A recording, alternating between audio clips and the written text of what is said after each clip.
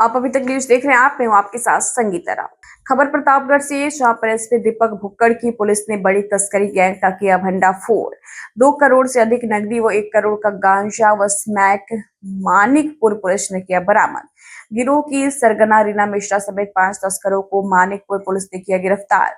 Jail में बंद mafia Rajesh Mishra चला रहा था बड़ी तस्करी गैंग।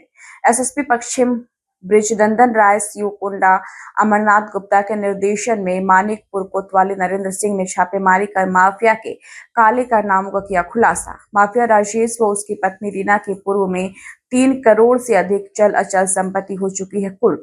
मानिकपुर इलाके के मुंदीरपुर का है मामला। देखिए, मानिकपुर जो पुलिस टीम है उसको सीओ कुंडा जो है उस टीम को लीड कर रहे थे और उनके द्वारा मानिकपुर में एक राजेश मिश्रा जो ड्रग माफिया है और वो अभी जेल में निरुद्ध है, तो उसके घर पे ये दबिश दी गई थी और उसमें भारी मात्रा में कैश और ड्रग्स जो है वो मिली है। जो वहाँ पे कैश जो बरामद हुआ है उसमें 2,01,55,345 नगद जो कैश है वो मिला है। वो डिफरेंट डिनोमिनेशन में है, उसमें 500, 100, 200, 50, 20 और 10 इनके नोट्स जो है वो बरामद हुए हैं। इसके साथ साथ वहीं से लगभग 6 किलोग्राम गांजा और 577 ग्राम जो स्मैक है वो मिली है, 570 ग्राम।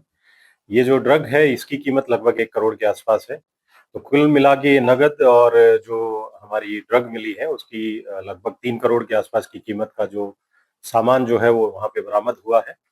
इसमें हमने 5 जो अभियुक्त हैं उनको गिरफ्तार किया गया है, जिसमें राजेश मिश्रा जो है उसकी पत्नी, उसका एक लड़का और एक उसकी लड़की, वो इसमें गिरफ्तार हुए हैं, जिसमें रीना मिश्रा, विनायक मिश्रा और कोमल मिश्रा। उसके अलावा यश मिश्रा और अजीत कुमार मिश्रा जो इनके पटीदार हैं, उन दोनों को भी वहीं से गिरफ्तार किया गया है और उन्हीं के कब्जे से उनके जो ये मकान है जिसमें रेड की गई थी उसी से ये कैश जो है वो बरामद हुआ है। इसमें अग्रिम जो कार्रवाई है वो पुलिस के द्वारा की जा रही है और पुलिस जो टीम थी इसमें उसको मेरी तरफ से 25,000 रुपीज का रिवॉर्ड दिया गया है। सर, कितने घंटों तक नोट गिनती हुई है? कैसे आप लोग यहाँ तक पहुंचे? देखिए, ये इनिशियली हमें इनपुट एक ये मिली थी कि उसकी वाइफ जो रीना मिश्रा है, राजेश मिश्रा की वाइफ, उन्होंने उसके जमानत में कुछ फर्जी प्रपत्र लगाए हैं। तो जो जमींदार जिसके डॉक्यूमेंट्स लगे थे उसको जब थाने पे बुलाया गया वेरिफिकेशन के लिए, उसने ये बताया कि मेरे द्वारा ना तो इनके बेल के लिए कोई प्रपत्र दिए गए हैं और इन्होंने हमारे डॉक्यूमेंट्स का मिसयूज किया है। उसी में एक एफआईआर दर्ज हुई थी और उसी एफआईआर में आगे की कार्रवाई करते हुए जो सीओ कुंडा और थाना मानिकपुर की टीम ने वहाँ पे दबिश दी थी और उसी में ये जो कैश की और जो ड्रग्स हैं उसकी बरामदगी हुई है। और इसमें क्योंकि डिनोमिनेशंस 10, 20, 100, 200, 500 की कैश भारी मात्रा में था, उसकी काउंटिंग में लगभग 22 घंटे जो है पुलिस टीम को लगे हैं और इसमें अगली जो कार्रवाई है पुलिस के द्वारा वो की। पीलीभीत में 18 वर्षीय युवक का शव फांसी के फंदे पर लटकता मिलने से मचा हड़कंप। परिजनों में मचा कोहराम। देर रात की बताई जा रही है घटना। सुबह परिजनों के जागने पर हुई जानकारी। मामले की सूचना पर पहुंची स्थानीय पुलिस एवं फॉरेंसिक टीम। प्रथम दृष्टया आत्महत्या करने की आशंका।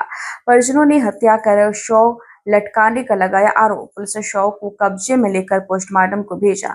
जांच में जुटी पुलिस। पीलीभीत के थाना बरखेड़ा इलाके के आलियापुर गांव की है घटना।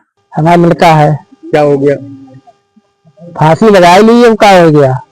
कैसे लगा ली? क्या वजह रही? इसमें पता ना क्या वजह है। तो किसने लगा ली? उसने खुद लगा ली या किसी और ने लगा ये तो बना कैसे किसने लगा दी? आपको कैसे पता चला? हमें तो 5 बजे पता लगा सवेरे। हाँ, फिर आपने क्या किया?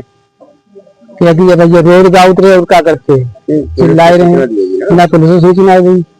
फिर आपको क्या लग रहा है? कोई शक है, कोई डाउट है? कैसे लगा ली, क्या लगा लिया? हमें ये लग रहा किसी साहब लगाई दी फांसी। कैसे लग रहा है? जब धरती पाए टिके हुए सब काम है तो कैसे आदमी अगर फांसी लगावे तो हाथ में तड़बड़ांग ना तड़बड़ांग। कहाँ कमरे में लगाई थी फांसी? हाँ, कमरे में। और कमरे का बाहर से ताला लगा था, कुंडी लगी थी, क्या लगा था? कुछ ना लगो, बाहर से गेट से, बाहर से किवाड़े लगी। बाहर से कौन सी किवाड़े लगी? जो मेन गेट की। Main gate. हाँ। तो क्या लग रहा है आपको? हमें जाए किसी मार दो साहब। कोई रंजिश, कोई लड़ाई, कोई झगड़ा? भाई कल तो कुछ ना है, भी लड़ाई दंगा कुछ कोई बात ना है। पहले कभी हुई होगी? हाँ, पहले भाई लड़ाई। किसी शक तो नहीं है? शक तो है साहब। शक है? हाँ किस पे है? शक तो है, हमारे घर के हैं वे लोग। तो लग रहा है कि मतलब हत्या करी गई है। हाँ, हत्या करी है। अज्ञात वाहन ने मोटरसाइकिल में मारी जोरदार टक्कर मारने से मोटरसाइकिल सवार की हुई मौत। सूचना पे पहुंची अयान थाना पुलिस ने अज्ञात वाहन की टक्कर से मृत हुए मोटरसाइकिल सवार युवक की कराई पहचान।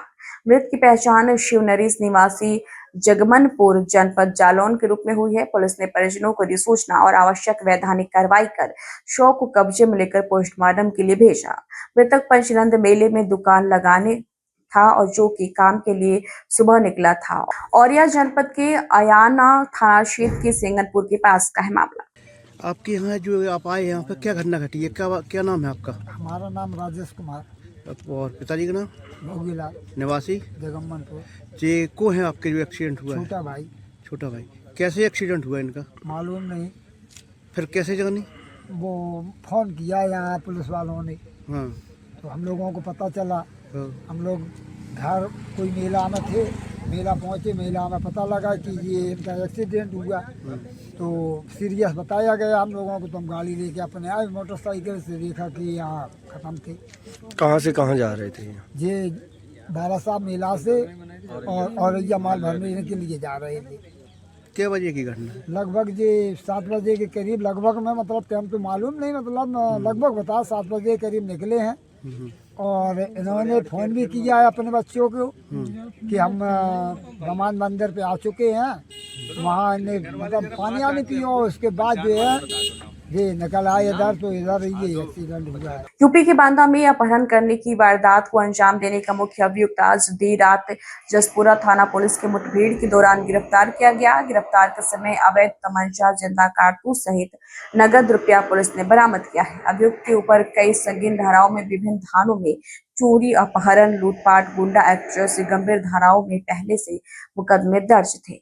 वही जसपुरा थाने में भी कई मुकदमे संगीन धाराओं में दर्ज हैं। पूरा मामला बांदा जनपद के जसपुरा थाना क्षेत्र के अंतर्गत का बताया जा रहा है। जनपद बांदा प्रभारी निरीक्षक जसपुरा और उनकी टीम के द्वारा पुलिस मुठभेड़ में जंजरी मोड़ के पास से एक 25,000 के इनामिया अपराधी भानु प्रताप को गिरफ्तार किया गया है।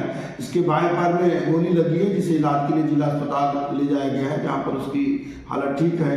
इससे जो पूछताछ की गई है और जो जानकारी मिली है, ये भानु प्रताप ग्राम बाउंड्री थाना जसपुरा का रहने वाला है। 20-21 साल का मनबड़ युवक है और इसके करीब 10 के करीब मुकदमे मारपीट, अपहरण और लूट के जनपद बांदा के हैं। दो मुकदमे जनपद हमीरपुर के प्रकाश में आए हैं। इससे पूछताछ की जा रही है और जो इसके अन्य साथी हैं उनका भी पता लगाया जा रहा है। जो प्राथमिक पूछताछ से ये पता चला है कि मनबड़ युवक राह चलते किसी के साथ मारपीट करना और अगर अपनी बातें मनवाने के लिए किसी को उठा ले जाना आदि इस तरह के अपराध पता चले हैं। इस पूरे प्रकरण में जो भी विधिक कार्रवाई है की जा रही है। खबर प्रयागराज से, जहां पर उत्तर प्रदेश सरकार राज्य संबंधित प्रार्थना पत्रों के निस्तारण के लिए लगातार जिला प्रशासन पर जोर दे रहा है। वही स्वयं हाईकोर्ट ने भी बढ़ाते पारिवारिक और दीवानी मामलों पर कृष्ण चिन्ह उठा रहा है, जिसको लेकर उत्तर प्रदेश सरकार ने समाधान दिवस और थाना दिवस का आयोजन करने पर जोर दे रही है। लेकिन प्रशासन के अधिकारी सरकार की मंशा और आदेशों का खुलकर धज्जियां उड़ा रहे हैं। ऐसा ही कुछ मामला प्रयागराज के नैनी थाना क्षेत्र में थाना दिवस के समय सामने आया, जब नायक तहसीलदार थाना दिवस में जन समस्या सुनने की जगह मोबाइल में फेसबुक चलाने में व्यस्त था।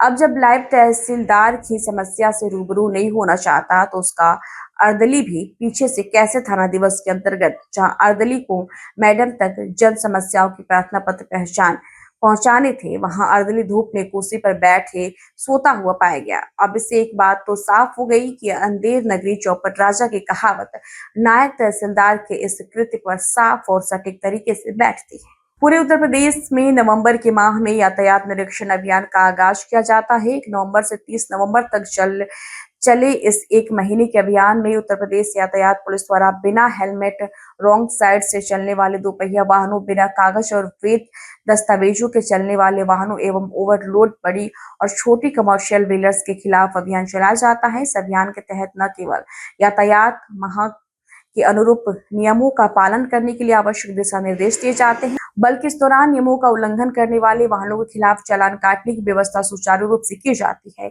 इसी के तहत प्रयागराज में एक बृहद कार्यक्रम के तहत यातायात माह का पालन कराया जा रहा है, जिसके चलते प्रयागराज पुलिस कमिश्नर योगेंद्र कुमार ने ट्रैफिक पुलिस लाइन से इस माह की शुरुआत की। लगभग यातायात माह के पहले सप्ताह में ही 5000 से ज्यादा चालान काटे जा चुके हैं तथा 300 से ज्यादा गाड़ियों के नियमों के उल्लंघन करने के कारण सीज करने की कवायद भी की गई है। फिलहाल आज की खबरों में इतना ही। जल्दी हाजिर होंगे कुछ और बड़ी खबरों के साथ, तब तक के लिए दीजिए इजाजत। नमस्कार।